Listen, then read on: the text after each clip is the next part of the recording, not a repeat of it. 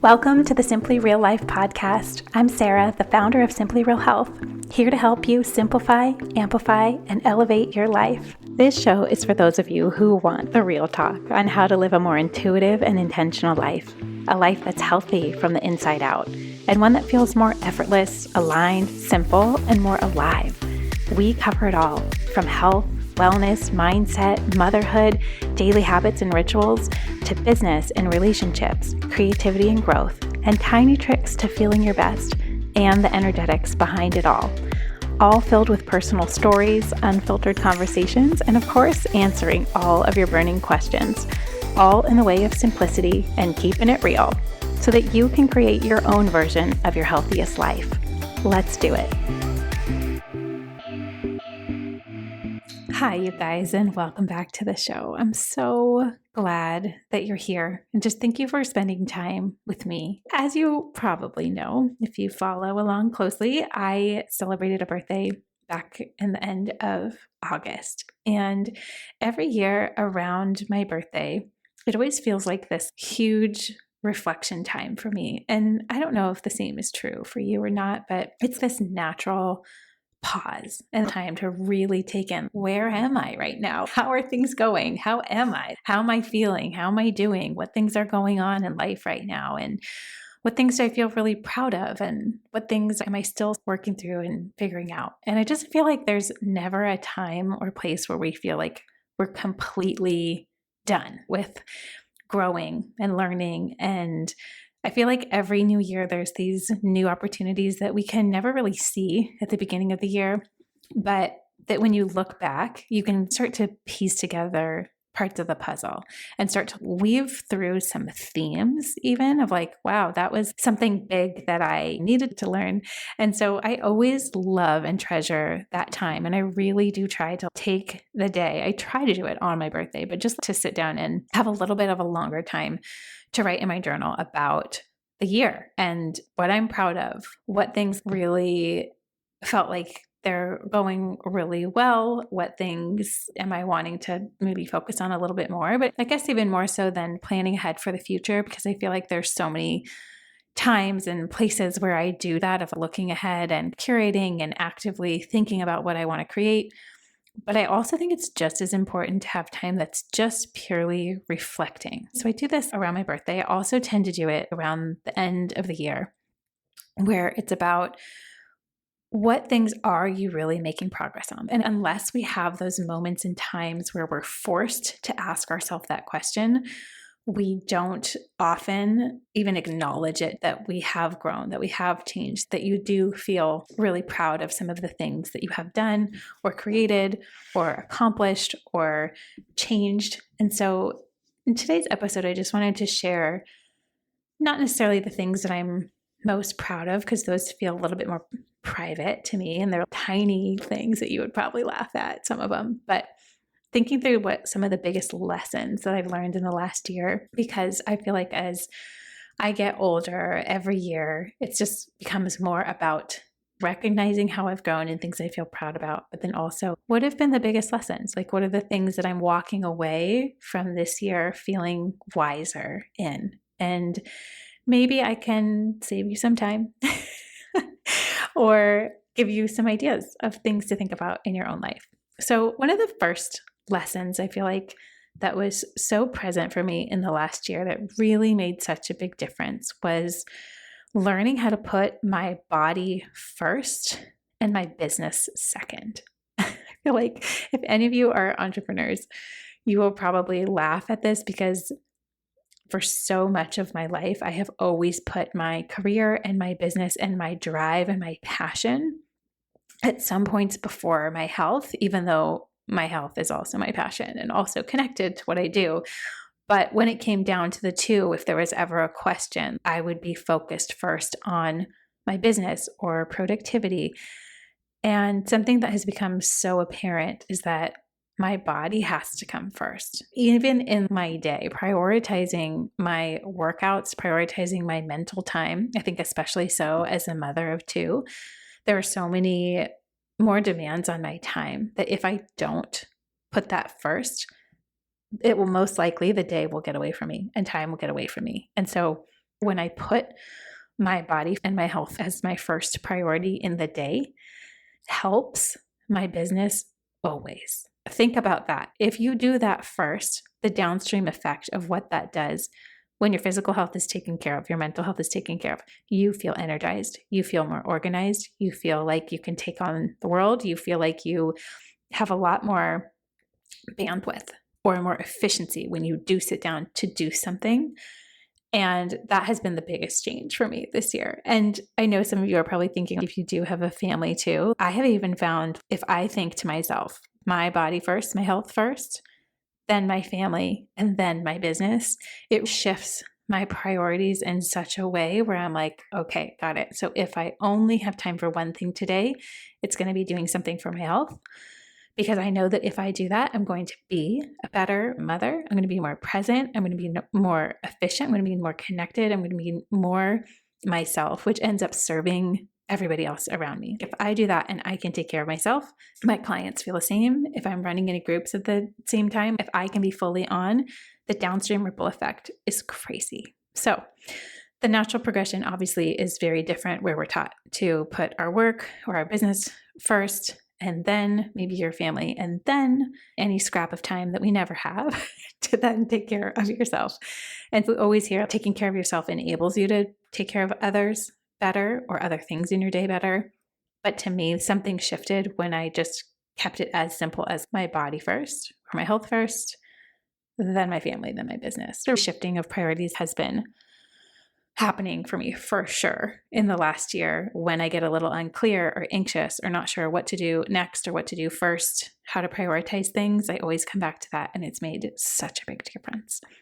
Okay, second thing that I've learned this year, learning how to live more in the feminine energy. And this has been something I will say has taken probably 2 to 3 years, if I'm being really honest, but it feels like something has really clicked into place this last year.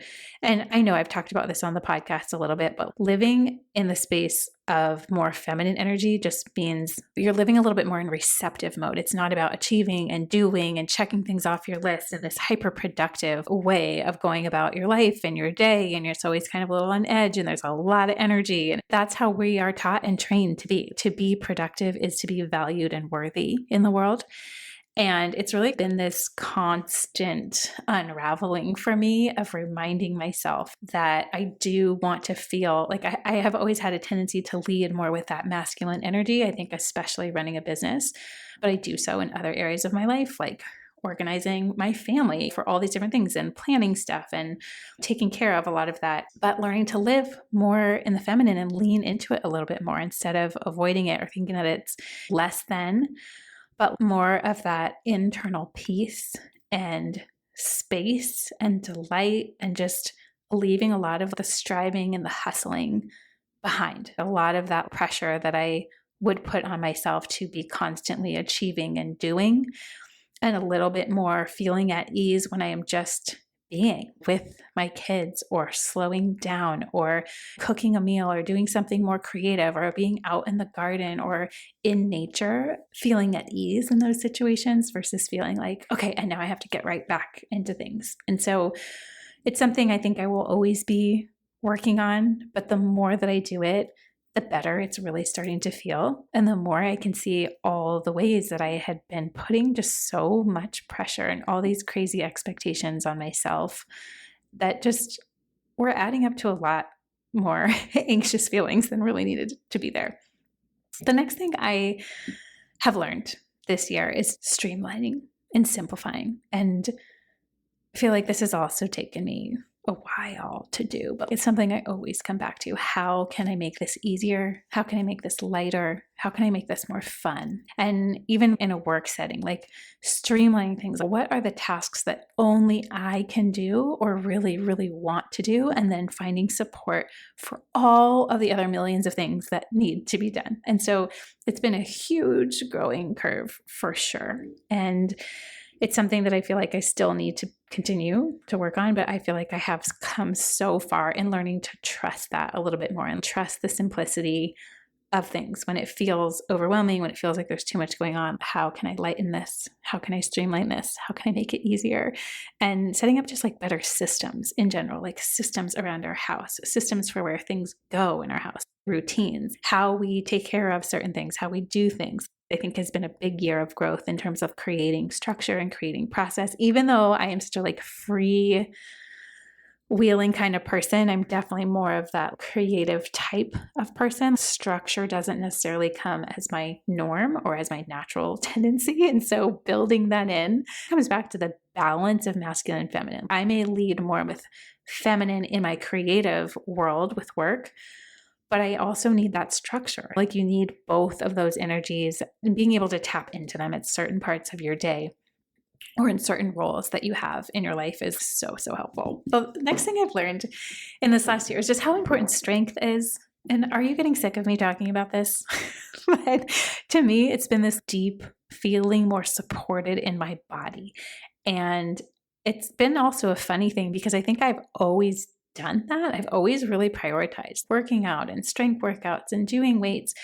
But I think since having kids, it's just taken much more of a backseat. Plus COVID, I wasn't able to do workout classes in person like I used to do. So just finding and rediscovering how good and how needed and necessary it feels to have that internal strength and supported in my joints and in my body. And I think as I age, it's going to be something that is a theme that carries with me. So no, I am not done talking about this. So get ready. But that's been a huge realization and aha moment for me. How am I feeling in my body and structurally and supported? And do I feel like I can move? Do I feel like if I fell or if I had to pick something up or pick up my kids or pick up groceries or move things around, could I do it? And I want to be somebody that can do those things well into my life, that I don't become fragile or that I can't do and participate fully in the life I want to live. And so I feel like that starts now. I am starting to have these realizations of, oh yeah, like this is stuff I need to start doing now if it's something that I really want to have as part of my life in the future. Like we need to start that stuff now instead of like waiting until it gets to the last possible minute and then it's so much harder to do. Something else this year that has been a huge lesson is just a reminder to myself of following what lights me up, what makes me feel expanded and excited and joyful is always the right move. When I ever feel shreds of doubt or comparison or worried that I'm not doing enough or producing enough or creating enough or showing up enough or whatever it may be, like leaning into the things that do make me feel expansive and light and excited, it just never leads me astray. Next little reminder that I had for myself was doing the thing that you're most scared to do, like the thing that you feel the most resistance to do, the most fear around, you feel the most nervous about, but it also kind of makes you feel like a little excited, like a little on edge and like, ooh, what if? Like, oh my gosh, no, I couldn't do that. What if? Doing that thing will remind you of how good it feels to take something on that you thought that you were afraid of, or you thought you wouldn't be good at, or you had a million different reasons why fear could take over, and you resisted and powered through that fear enough to get to the other side. I feel like it builds so much trust and confidence in yourself. And for me, it had been a while since I had done something like that. And for me, that was starting this podcast. I have never had more voices of doubt, fear, insecurity, all the reasons why I shouldn't, all the reasons why I couldn't, all the reasons why it wouldn't work, blah, blah, blah. It could go on forever. But then there was also this tiny voice of, but I think I should do it. There's something about it that's calling to me. It keeps coming up. It was coming up in different conversations, just like places out of nowhere. I really feel like sometimes we are being led and guided to what is the next thing. And looking back, I am so happy that I did this. This opens up an entire world for me that I would have missed and I wouldn't have known and wouldn't have been able to learn and grow and hopefully get better and better at this as I go.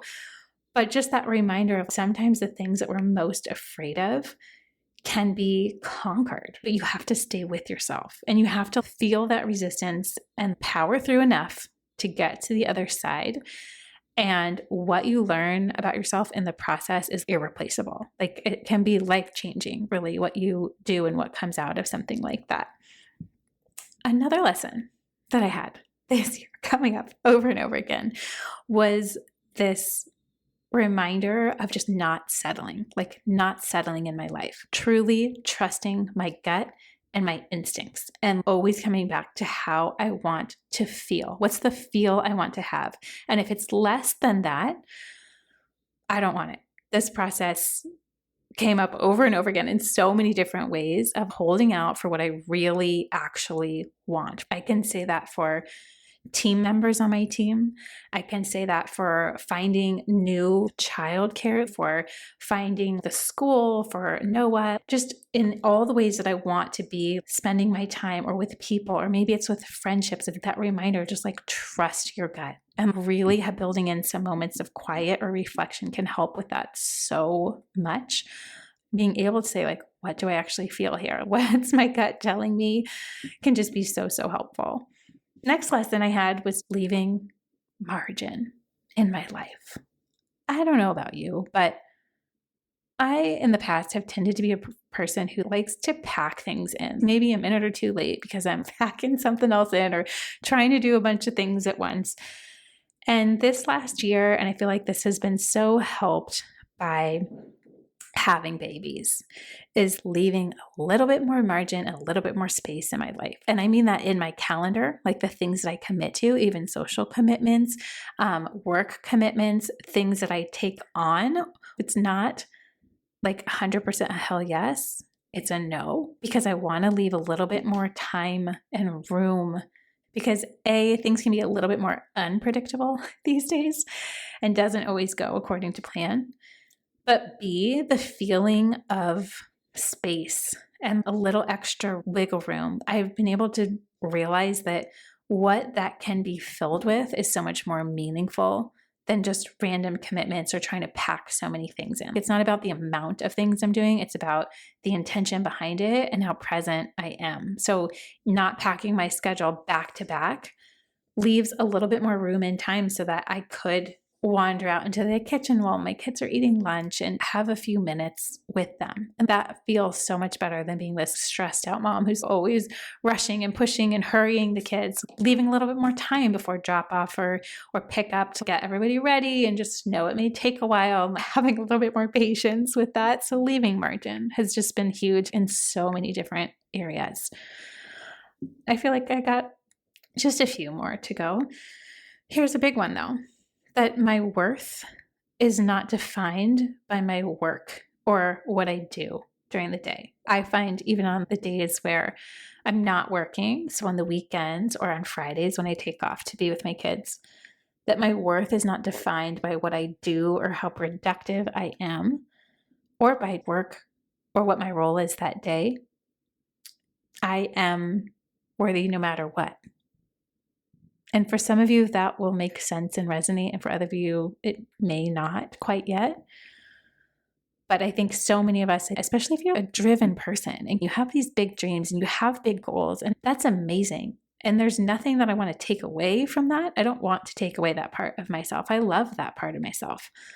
But it's also being aware that sometimes it goes to an unhealthy place where, like, if I didn't complete something or get a project done on the day that I thought that I would, that it goes into this beating myself up, or like, oh, today was a waste or a wash, or I didn't, get to do this. And I'm like, no, that's not what life is about. Life is about more than just my work life. Taking a little bit of a step back and really thinking about, where do I define my worth? Where is it coming from? And I think before it was more deeply connected to that, or achievement, or things that I've accomplished, even just checking off things on my list for the day.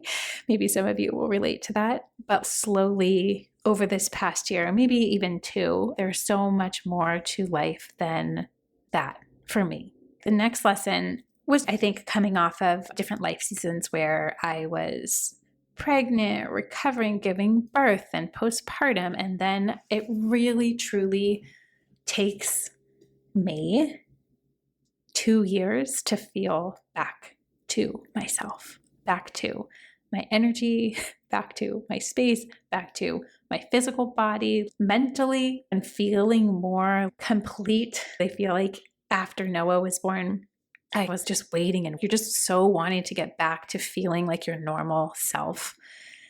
And I remember thinking, okay, maybe at the 6-month mark, okay, maybe at the 9-month mark, okay, maybe it's more like the year. And then I remember thinking 18 months, oh, I feel like I'm coming back online a little bit. I think a lot of this is connected to me with nursing. And if you're choosing to nurse your baby, that you are physically connected to somebody else, and your schedule is dictated by that. Your social life is dictated by that. So many things are dictated by that.